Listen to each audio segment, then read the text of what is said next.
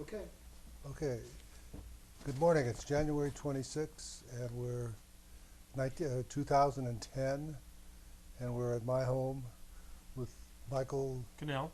Cannell, and uh, he's going to interview me for a change, which is really different, and we're capturing all of this on video, so go for it. Okay. Bill, did you start out as a hot rodder? Were you a hot rodder like so many successful drivers of your? I had a hot rod. Yeah. I had a couple of them. I had a 37 Ford with a hopped up V860, which is really the low end of hot rodding. Mm-hmm. And then I had a channeled Roadster Mm-hmm. that with no doors. You jumped into the car, and Mm-hmm. it made a lot of noise. I don't think it was very fast, but I don't think I was a hot rodder. Were you part of the hot rod culture? No, Where did you grow up? not far from here. I actually was born in New York, but we moved out here because my dad was a songwriter for 20th Century Fox. Mm-hmm. Lived in Beverly Hills for a while, and then moved to Encino, which is just a couple of miles that way west of here. And we had horses, and grew up in the valley. Mm-hmm. And went through school here, and actually went to high school here, and then went into the service. Mm-hmm.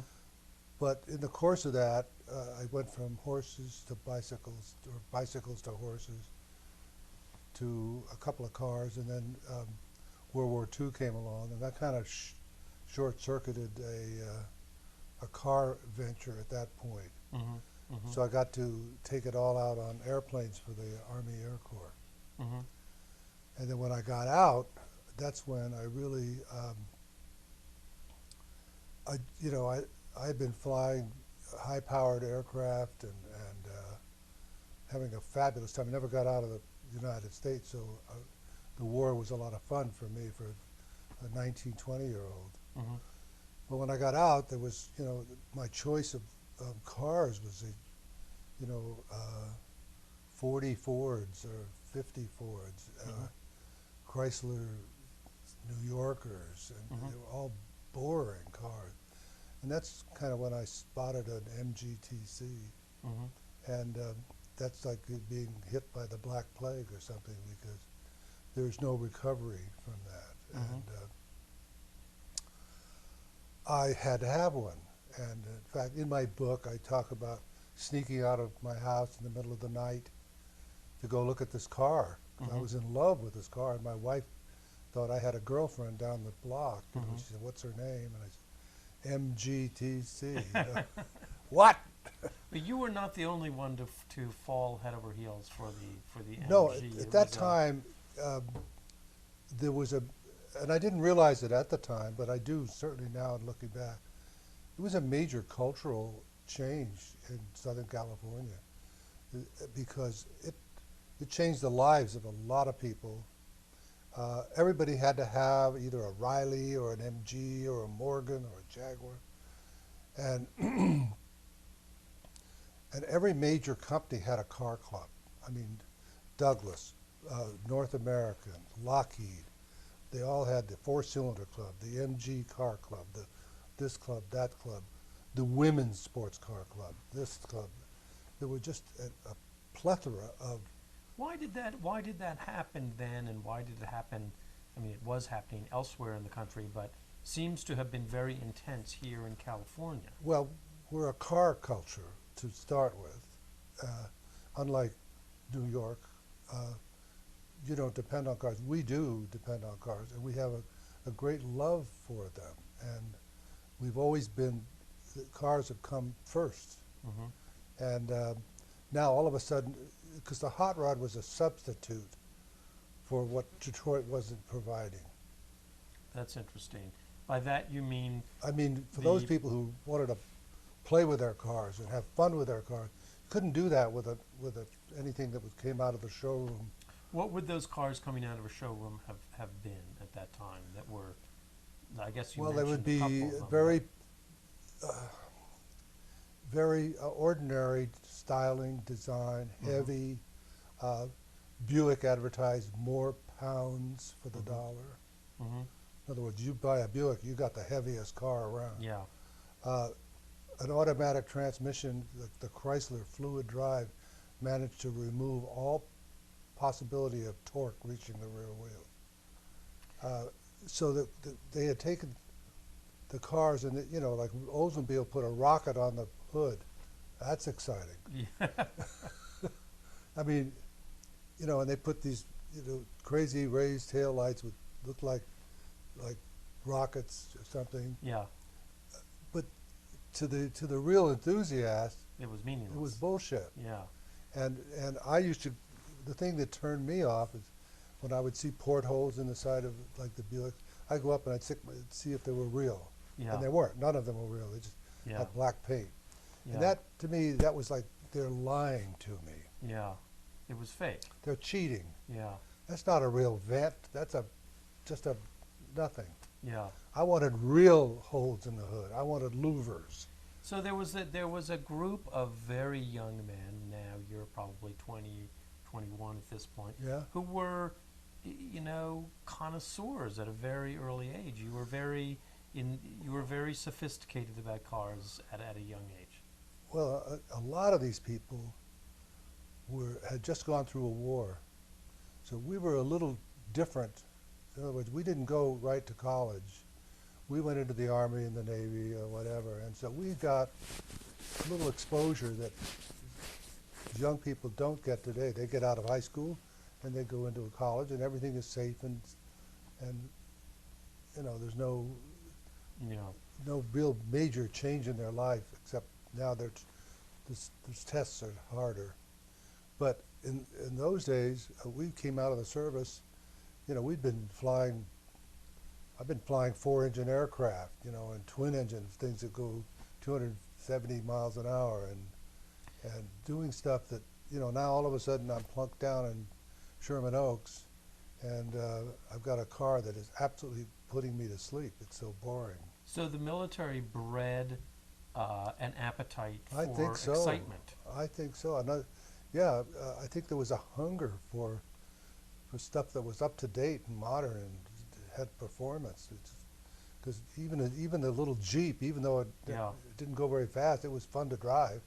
For the young men who served in the Army, and also, I believe, for the young men who worked in the munitions plants like McDonnell Douglas, the war also created a mechanical knowledge and mechanical sophistication that otherwise wouldn't have existed in 21-year-olds.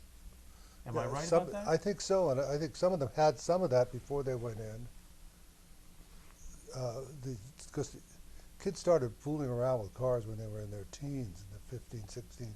Yeah. At Van Nuys High School, there was a class, automotive shop or something like that, where you could actually rebuild an engine and do that kind of thing. So when they went into the service, they were already ready for the motor pool and the infantry or the artillery or whatever. But yes, and when doctors and lawyers and Indian chiefs saw the styling on an MGTC or a Jag or anything that was coming out of Britain or France or wherever, Germany, it was just a shock to them because they hadn't seen anything even in a magazine that looked like this. And they had to have it. Once they got one, though, unlike when they bought a new Cadillac or a new Lincoln, there wasn't an intense desire to go play with the car. Well, this summer we'll take the Buick out for a drive and go up into the mountain. There wasn't. You had an MG. You wanted to go every. You couldn't wait to get out and go into that car and go somewhere. And in those days, not so much traffic, not so many police on the roads. What was it like to drive on those wide open California roads in an MG? That's relative. There was fewer cars, but the roads were narrower. We didn't have the freeways. Yeah. So you would go up a coast road or up through canyons? Yeah, we drive Mulholland, which is a renowned amateur raceway. It runs along the ridge of these mountains just to the south of us, and it goes all the way to the beach. So that was, even today, you go up there, there'll be, somebody will be ripping along over there, and Yeah. once a month somebody goes off the Mulholland and they look for him for a couple of Mhm. weeks. Well, But I'm sorry. Go ahead. so, yeah, there were lots of places. In fact, there's some canyons out here, Soledad and others that run out through these other mountains, and we used to uh, have an illegal race that John von Neumann and his wife Eleanor put together called the Centimiglia, Mm-hmm. in which Phil Hill and I, a guy by the name of Jack Early, and a couple of other people, maybe never more than about a half a dozen of us, all with MGs, Mm-hmm. would assemble out at the base of the beginning of the canyon road at night, because we could see cars coming on these blind curves, 2-lane road. 2-lane road, and we would take off, and it was roughly about 80 or 90 miles out into the Santa Clarita Valley, and then back around and down through a place called Lake Hughes, and eventually coming back down to a place not far from the starting point where there was a restaurant called Tips, where the highway patrol usually assembled. Hmm. And we would come roaring in there, and we had a Bon Ami number which we put on the side of our car, and Eleanor, who by this time was probably a little drunk, would be, she clocked us out and clocked us in, and Did you go out on intervals? yeah, like 1 minute interval. Mm-hmm. Yeah, we wouldn't go head to head. Yeah. And any accidents? No, never. I went up on the side of a bank once and tore a bunch of spokes out of my left rear wheel, but outside of that, I had to stop. And of course, with those knockoff wheels on the TC, I quickly jacked the car up, took the brass hammer, took the spinner off, pulled the wheel off, and the wheel was just like this. It was just all the spokes were gone. Yeah. Put another wheel on. I made a pit stop. I was probably back on the road in under 5 minutes. Amazing. And tell us a little bit about the MG itself. I mean, there's a wonderful. It's a gorgeous looking car, but not really a very good automobile. It had a lot of wood in the body, so you drove it with one hand and held a screwdriver with the other, Uh-huh. because Yeah. things were starting to loosen up. Yeah. All of a sudden, you could see through the door over here. Yeah. The crack was getting bigger and bigger. Yeah. The steering system on it was so bad that even at brand new, it had this much 6 inches play in the steering wheel. Hmm. So what was the name of the guy? Johnny or Jackie or Larry or something like that. This engineer guy developed a kit that replaced you put this where the major plate was a Worman sector type steering. Helped a lot. Everybody had to have it. But it was okay. It was all right. But it had something. It had some suggestion of, not to overstate it, but it had some suggestion of a different world, of a European style. I loved it because I had my first daughter then, and she behind the seat there was an area about like so long, so wide by so deep, and as a little baby we'd just drop her down and we'd go to a drive-in movie, lay the windshield down, put the Cokes up on the windshield. It was a lot of fun, and it had a tachometer, Mm-hmm. which I was familiar with, and I couldn't understand why everybody didn't have one in every car.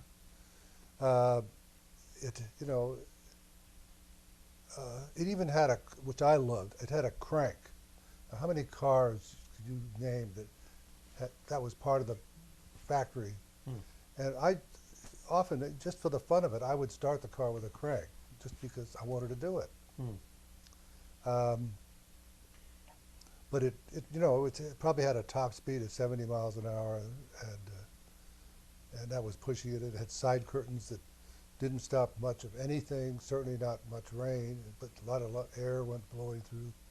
But it was still a lot of fun. And then I put a supercharger on mine, and it didn't increase my top speed, but it increased the acceleration by a lot.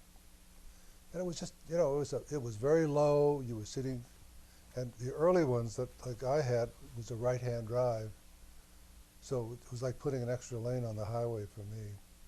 And I loved the car. It was just incredible amount of fun. The first of them came back with veterans returning from Europe. Am I right? Yes, that was because that war ended first. Yeah. And they brought them back. Somehow they bought them and got them back here in 1945. Some of the cars were brought in like that. My car actually was owned by the president of Mexico's son. Hmm. And I bought it for, I think, $1,200. Mm-hmm.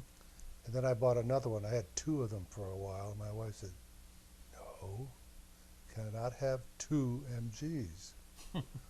So. And so you knew Phil Hill early on in this period. Yeah, Phil. At the very first Pebble Beach, we got acquainted, and we were at that race. I was driving a special modified MG, and Phil had a Jag that he owned, and he had drilled holes in everything in that car to lighten it up. And I think he won the race. He did very well with that car. But that was our first time that we, and I think I may have just briefly met him at SC. I didn't go to USC, but I spent a lot of time in one of the fraternity houses there because I was courting my later-to-be wife, who was next door. Was that the fraternity that Phil belonged to? I think so. Yeah. I think it was a Kappa Sig. I can't remember. I can't either. He wasn't there long. No, but he was well known, and my wife knew him briefly. Mm-hmm. I guess he hung out on Fraternity Row and Sorority Row a lot. Mm-hmm. Mm-hmm. Tell us your impressions of him from that. Well, from that that was period. not, that was pretty early on. It wasn't until we really started racing against each other, which was the next Pebble Beach. Mm-hmm. And at that time I had this Allard, which was really phenomenal car. And Phil had an Alpha with turbos, not turbos, it had shaft-driven superchargers. It was an old Alpha, like a 2.9 or something like that. Made just a lot of noise. It was a really exciting car, but it didn't have a chance with my car. Mm-hmm. He just had to spend a lot of time threshing the gears, just. Mm-hmm. Let's go back to that first Pebble Beach for a second, if we may. That was, if not the first, among the first European-style road races in California? Well, in California, yeah. No. Actually, some of the first was Palm Springs, which was in 49 or 50, 51. It was before Pebble Beach. And actually, there was we had a time trial even before that, which was maybe the first sports car event in Southern California. And that was in Santa Barbara? No, that was, in Goleta, which is a suburb of Santa Barbara. And Phil was there. And Phil had he had his own TC, a black TCMG. I had mine, and my brother had a TC. John von Neumann had a Talbot, a Fagoni Falaschi, one of those incredible bodied Talbots. And what do you remember from that day in? I did very well. Phil did very well. I think Phil may have had fast time of the day. Well, for MG, I think John with the Talbot probably did the fast time of the day. A lot of cars, a lot of people turned out. Did any of you or Phil or others, have any notion that this would turn into a serious pursuit for you, or was this just having fun? Just having fun. Well, it was Yeah. in the first place. It was amateur, and yeah, it was a lot of fun. And no,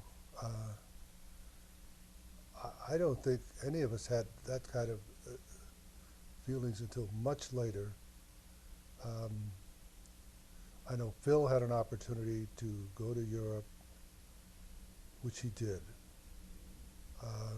And Phil was single. I was married. By that time, I already had a couple of kids. So it was never. It was never a serious consideration from my point of view. But for a young unmarried guy, it was, boy, let's do it. Let's go to Yeah. France or Italy or London or wherever. Yeah. So it was, a lot of people, Bruce Kessler, Mm-hmm. Ritchie, but that was much later. I did have an opportunity. Maserati offered me a ride at Le Mans, but I didn't see a lot of encouragement from my wife at that time. So you didn't And go? No, and it was, and at that time, it was not a profession in which you could make any kind of money. Yeah. A factory driver might get 6,000 or 7,000 a year. Yeah. If you were the top guy, or you were a Harry Schell or something like that, you might get 10. And it wasn't until much later when Fangio just stopped the world and said, this is the way it's done, that Mercedes stole him from Alfa or Ferrari or wherever and offered him $100,000, Mm-hmm. and Sterling Moss like 80 or 90. Mm-hmm. That's changed things a lot. Were you part of the Luigi Canetti network here? No, I knew who he was, and Phil and I talked about him a lot. And I was thinking about this last night because I made Ferrari's life miserable for 5 years How so? because I whipped their ass every time we I met. see. And I thought last night, if Canetti had been really smart, he'd have offered me a ride. Yeah. Now, was Canetti at Pebble Beach in 1950? I that he was. He might have been. Yeah. I didn't really know him. I knew who he was, um, but I was never introduced to Canetti. I was the enemy. Well, you and Phil would have known who he was before anybody Phil, met him. Phil, of course. And Phil had a Ferrari. He didn't Yeah. have the first one. The very first Ferrari in Southern California was owned by Tommy Lee, Mm-hmm. who owned ABC local radio station. Mm-hmm. Mm-hmm. And it was one of those small little barchettas that Mm-hmm. they had a studio, they had their facilities on Vine, Mm-hmm. and they had a big window in the front of the building, and this Ferrari sat there on display. Hmm. And I would drive by there. I'd make a point of going by there. It You was to just see it. so gorgeous. Yeah. It was a leather laced. I mean, it was. Even now, it's Yeah. one of the most beautiful cars in the world. He had the first one.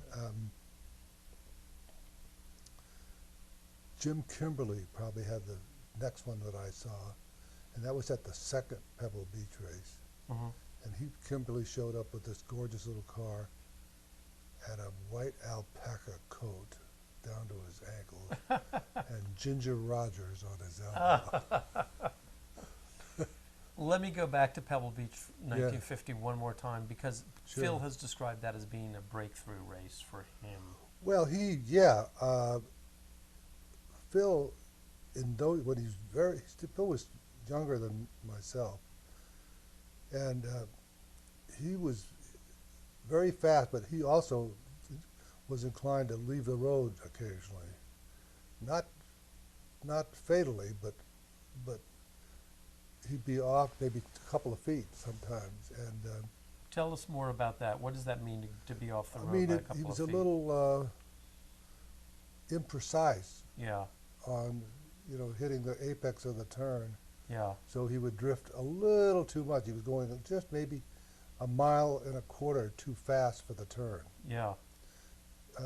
Later on, he got away from that, but in the early years of his racing, because I was, at that time, in that first Pebble Beach, I had this hot MG that if it hadn't blown up, I would have probably um,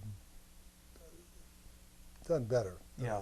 Obviously, because I was pretty fast too, but in practice, uh, I was behind him on a couple of occasions where he would lap me and I'd be behind him over maybe 2 turns. Mm-hmm.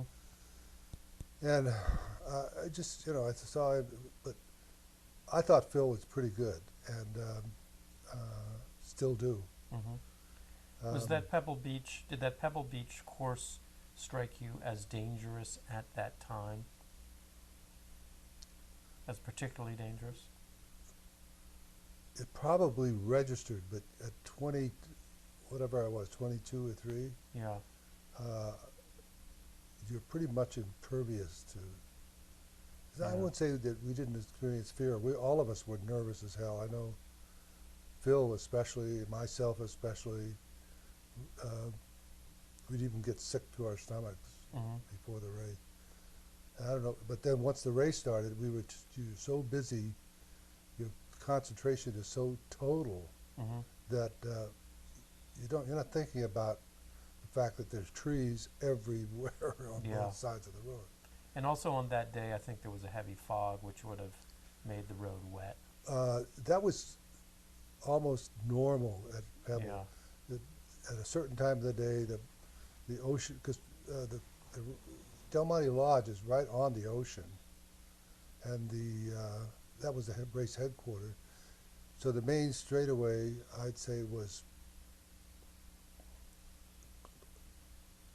not more than a quarter of a mile, half a mile at the most, Mm-hmm. from the ocean. So the ocean mist would come in, Mm-hmm.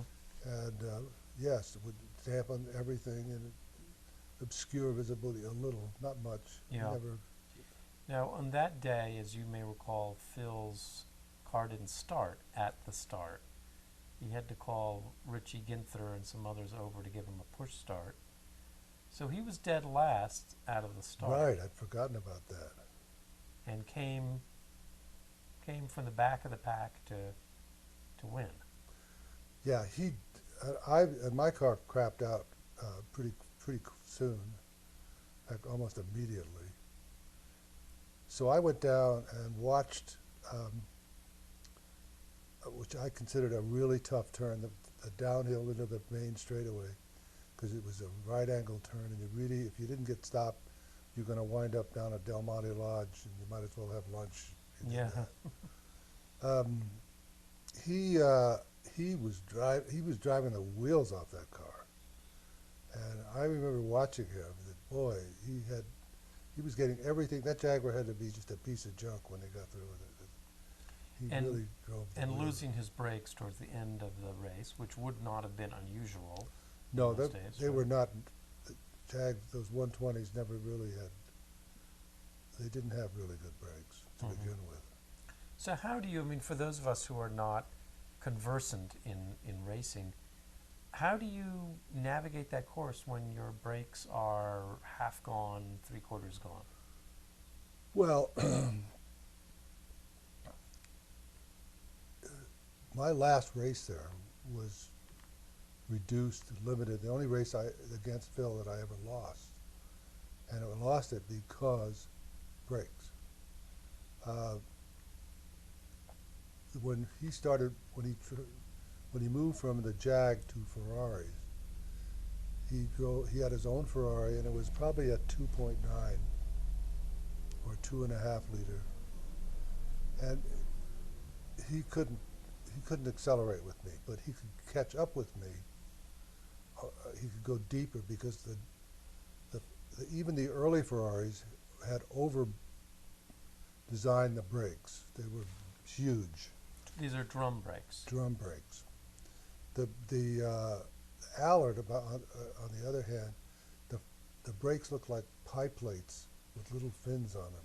Hmm. I mean, they were 11-inch drums. Mm-hmm. Ferraris had like 13 or 14-inch drums for a car that weighed less than the Allard. Yeah. It wasn't until, but even with that, I could out-accelerate them.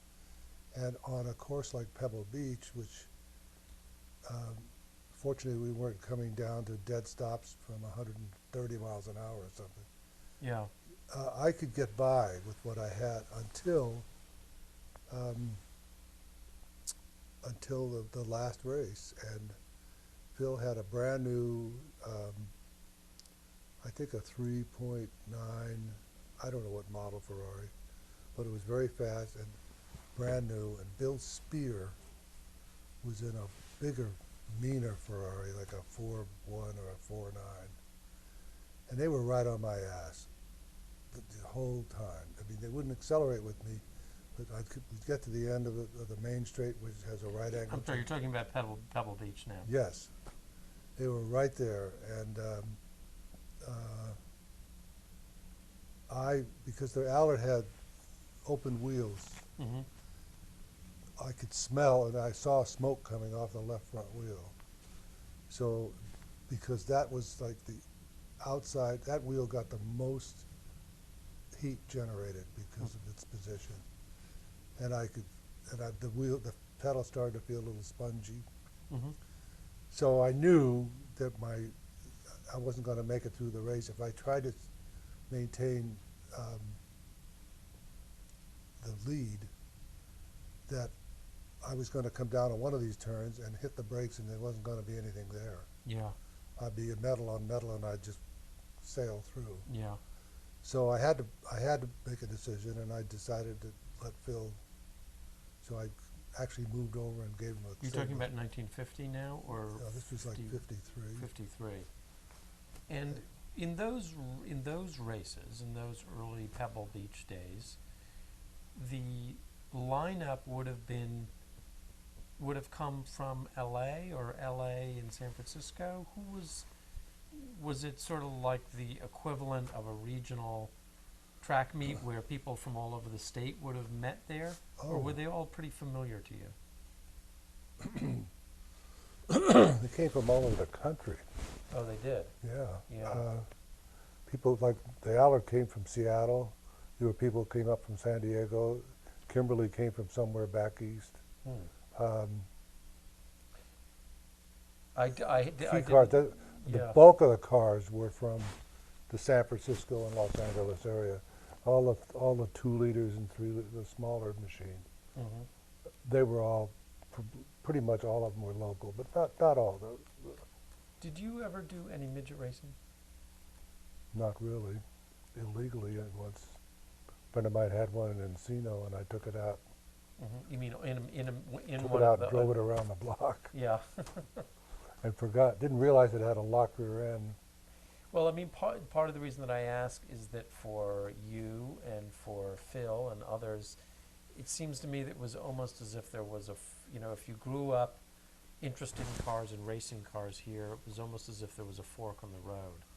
On the one hand, there was midget racing, which would eventually lead you to Indianapolis, and on the other hand, there was the MGs and Ferraris and. Yeah, we were the sporty car bunch. Tell me about the distinction between those two. What was the midgets were around before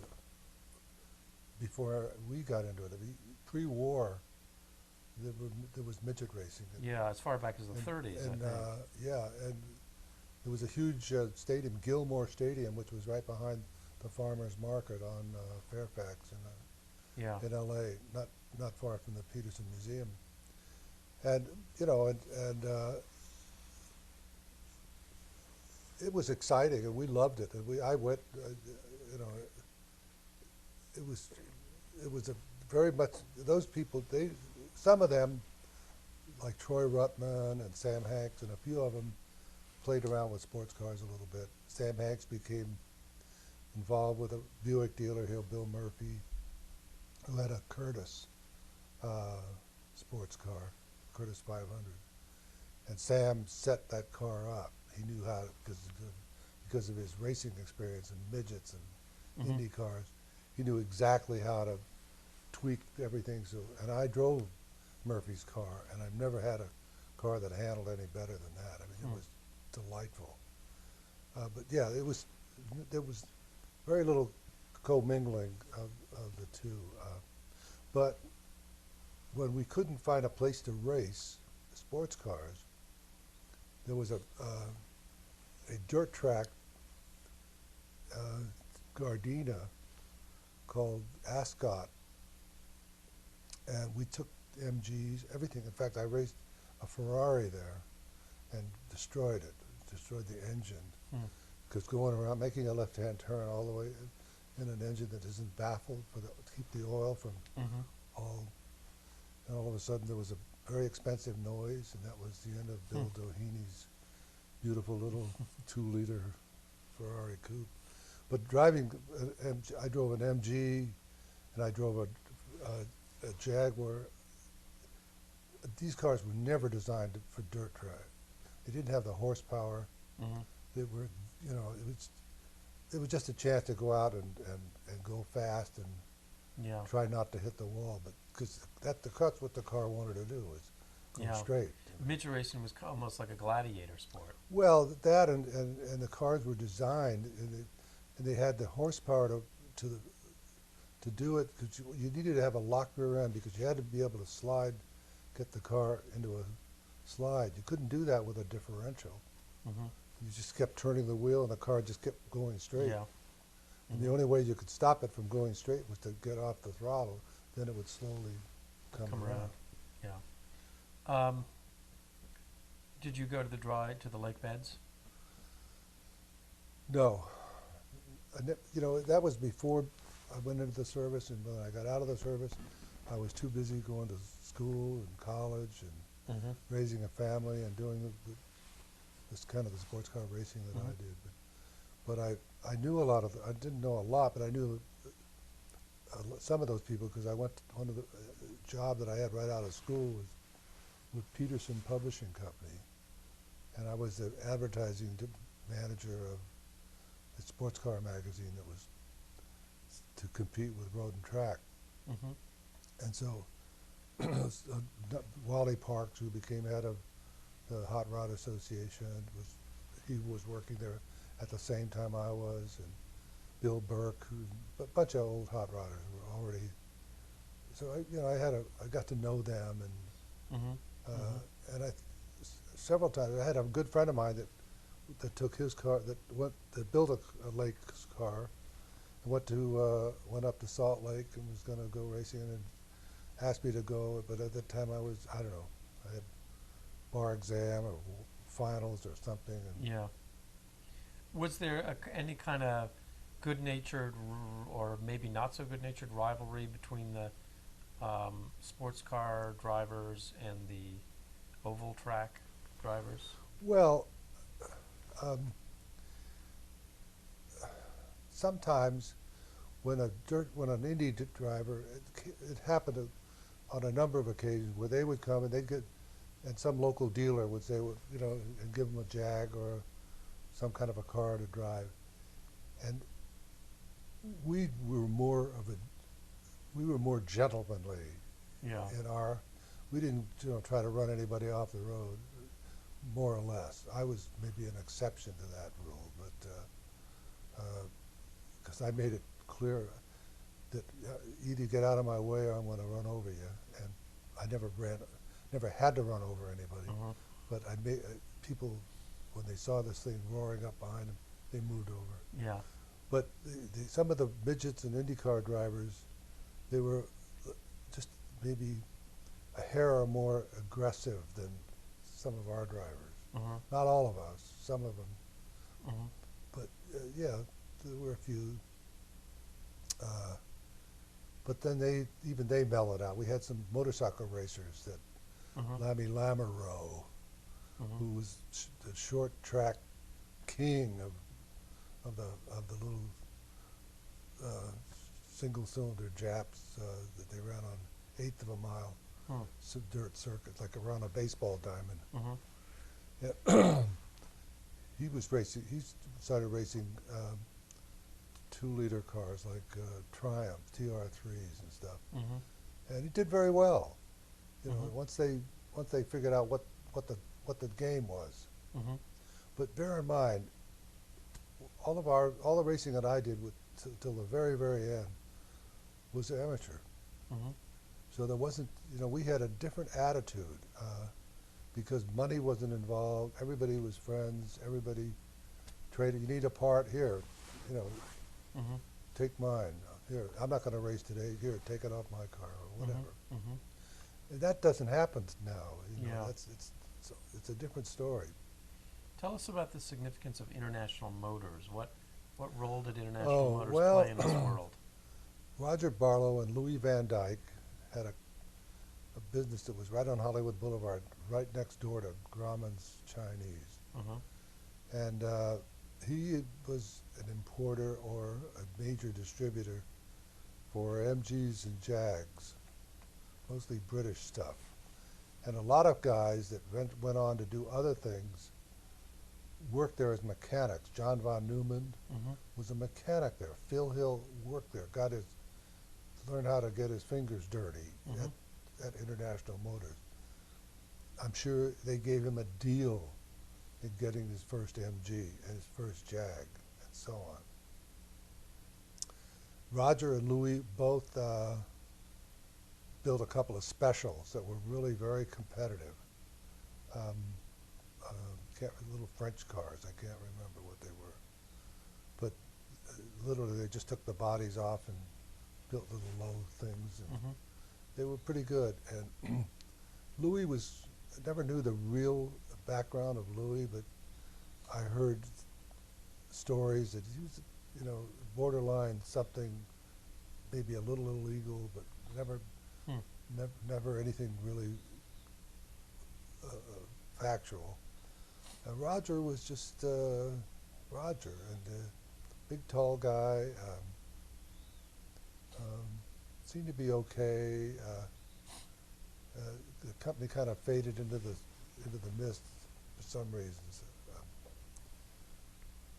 I think probably some heavy money came in with Hornberg, and who was I think eventually wound up with the Jag dealership and the Rover and all of the British stuff.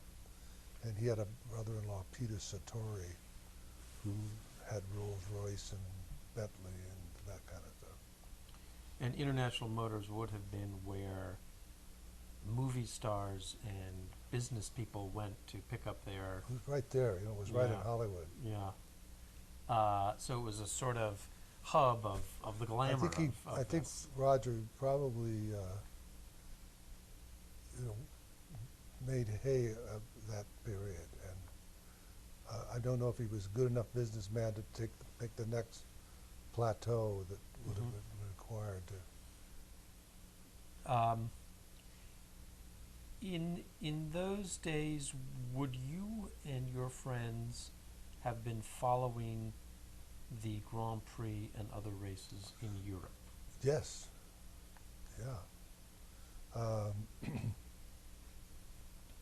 I was especially interested in the early days of when Ferrari and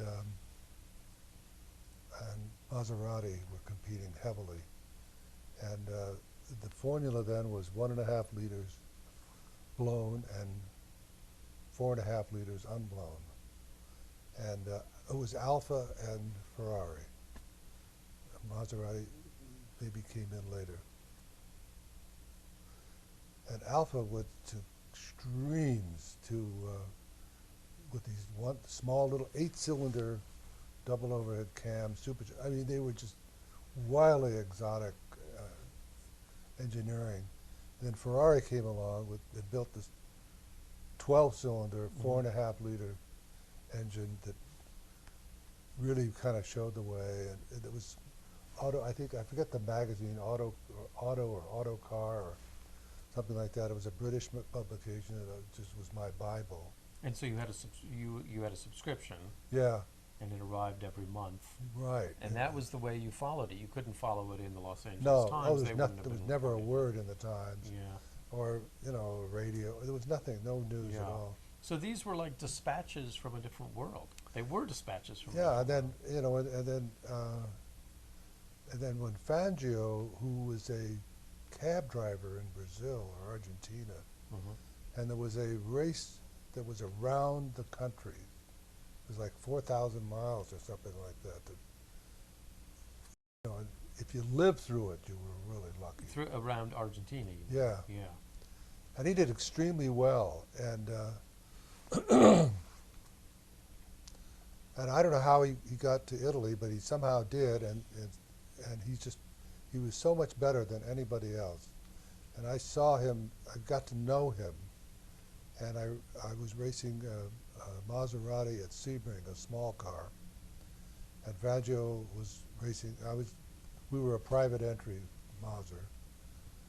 And Faggio was driving the 4.5, the big monster, and set the record.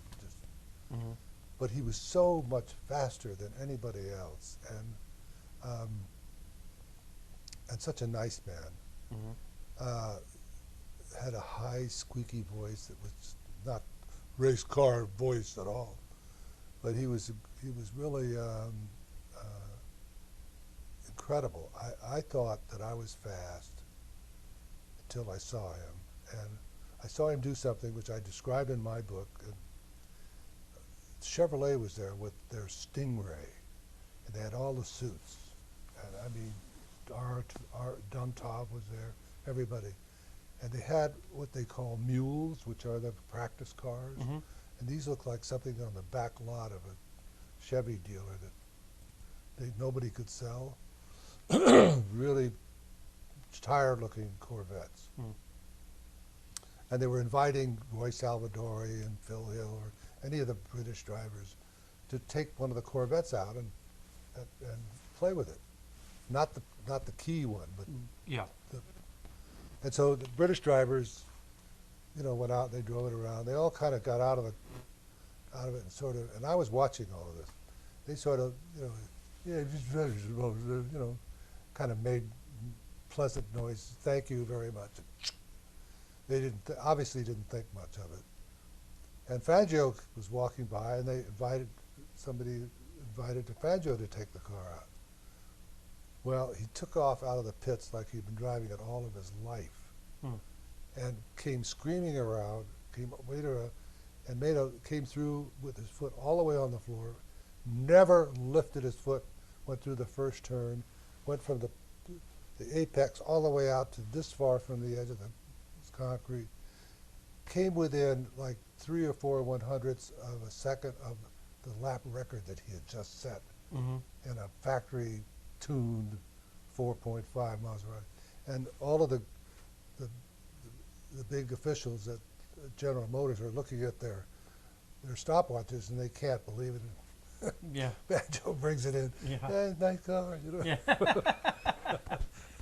Now, let's talk about Sebring. Sebring is where you and Phil Hill and others would have had contact with these Oh, people yeah. that you would have been reading about in the magazine. Well, Phil was,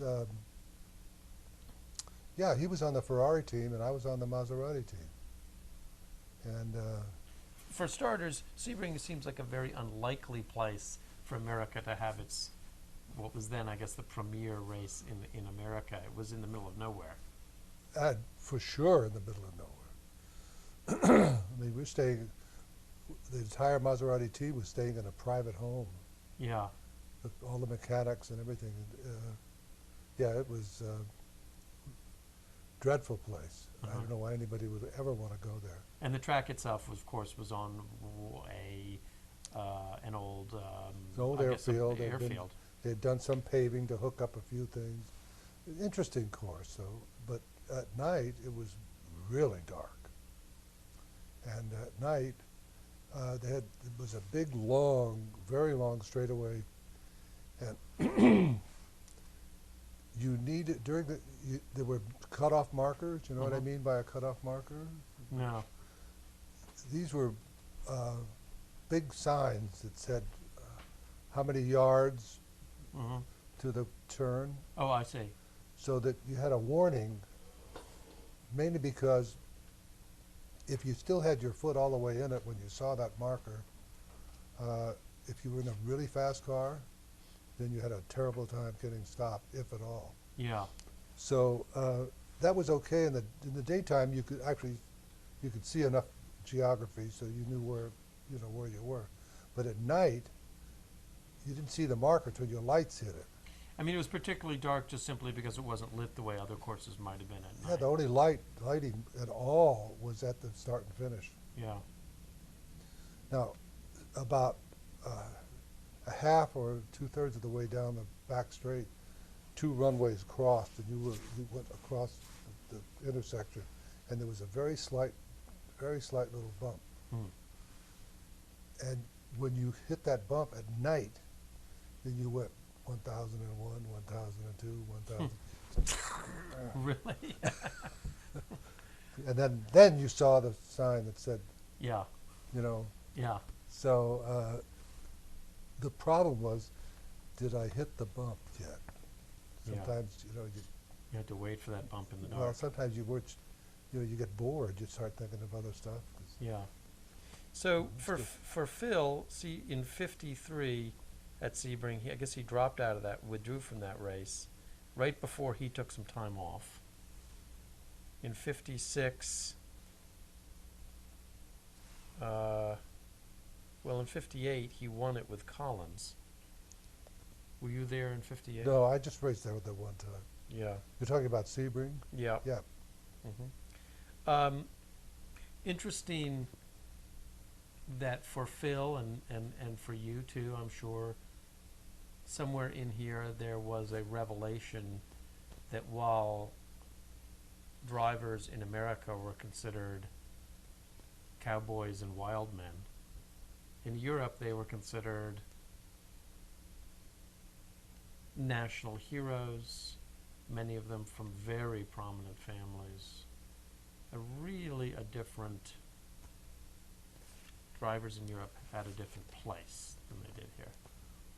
So true, because in Europe, motor racing had been a major sport since the 30s, or maybe earlier. I'm sure even earlier, but pre-war, the Mercedes and the auto unions that the Germans, the government sponsored to demonstrate to the rest of the world the superiority of German machinery. And those were absolute incredible machines. But there was great national rivalry. The Tazio Nuvolari of Italy. He was a the local hero. He was not local. He was the national hero of Italy, and so on and so on. And whereas in our country, and because it was road racing, and they were literally out on the roads racing through towns, where everybody could see these magnificent men and these magnificent machines. Whereas here, we raced on ovals. So unless you went to Gilmore Stadium, you didn't know who Duke That's Nalon interesting. was. So or in Ed Europe there Haddad. was a kind of almost civic pageantry Yeah, to these races that didn't exist here. very much so. Very much so. It's like bicycle racing, the Yeah. Tour de France. Here, we have finally, after years and years and years, we finally have a race from San Francisco to Los Angeles. But boy, When drivers talk about the limit and negotiating the limit, explain what that means. well, it's when your sphincter. You may have to rephrase that. when all of a sudden your hair on the back of your neck stands up. On one or two or three occasions, I've had that happen, where you exceed the limit. And I don't know how my body knew it, but like once at Pebble, I was qualifying and I went through down the straightaway, and there was just a very little dog leg on the straight. But when I got to it, I was going way too fast for it. And it was one of those, don't move the steering wheel, Bill. Yeah. And the car just kind of did a little drifting, and then finally just came around. And I went, you know. Yeah. Once at Palm Springs, I went into a turn in this Baldwin special, and the only thing that kept, I passed, I was like the third or fourth row, and I decided I wanted to lead the race. So I went around everybody, but by the time I got to the turn, I didn't have enough room to get around everybody and then get slowed down. So I had to go into the turn again, way too fast. And it was the only thing that saved me was the fact that where I was starting was asphalt and where the turn was concrete. And the difference in adhesion when I got onto it, because I thought I'm gonna lose it. I'd already resigned myself to that. And I've got the entire field behind me that's just gonna, Yeah. I'm just gonna make a terrible mess out of everybody. Car went right through it. Hmm. I was just very lucky. Mhm. But yeah, that's, you know when you're over the limit. And it's just, How do you know? You it's a, feel it? yeah, absolutely. And what do you feel? Uh, well, it's you, literally your hair, Yeah. the back of your neck, your hair stands up. Um, you know, uh, uh, it's like people would say we used to drift the cars. They don't do that anymore. But we would go through big sweeping turns in a four-wheel drift. You know what Yeah. I'm talking about? Yeah. Sliding Where rim. all everything is. People say, well, how do you do that? Well, you keep going faster and faster until you lose control. Then you slow down a little bit till you get control. Then you lose control again. Then you get control. Mhm. Lose it, get it, lose it, get it. And what that all amounts to is if it's smooth, the car is drifting through and you're applying just enough throttle and easing and light. So And it's a then, kind of controlled chaos. yeah, and in the limit, when you practice, you pretty much learn where the limit is. Like at Pebble Beach, the top of the course, there was almost a boulevard stop. Now, Phil could have gone through it a lot faster. In the Allard, because I only had a 3-speed transmission and I really only had the use of 2 gears, second and high. I would make him slow down more than he wanted to slow down, because then then I'd have the slower we got, it was a hairpin, the more space I would have in out accelerating away from I it. see. Instead of me trying to go through much faster, so I was well below the limit, Yeah. but I knew where the limit was, but I would just keep, there's nothing he could do. He couldn't go around me. There Yeah. wasn't room. But a limit is something that's what you do in practice, is you establish how fast you can get through this turn or that, whatever it is. Would you walk the courses beforehand?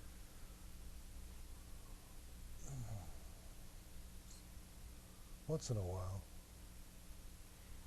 This is the last question. I want to ask you just to assess Phil's driving ability. What was it that made Phil Hill?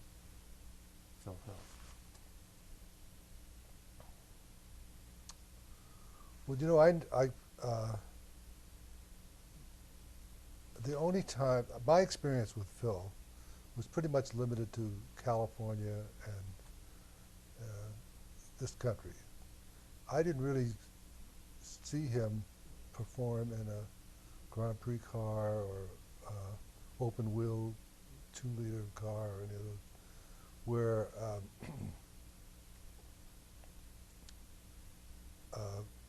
but Phil had a really good training in California, and something that only now people are doing, and starting in a small, low-powered car like an MG, and gradually working his way up Mm-hmm.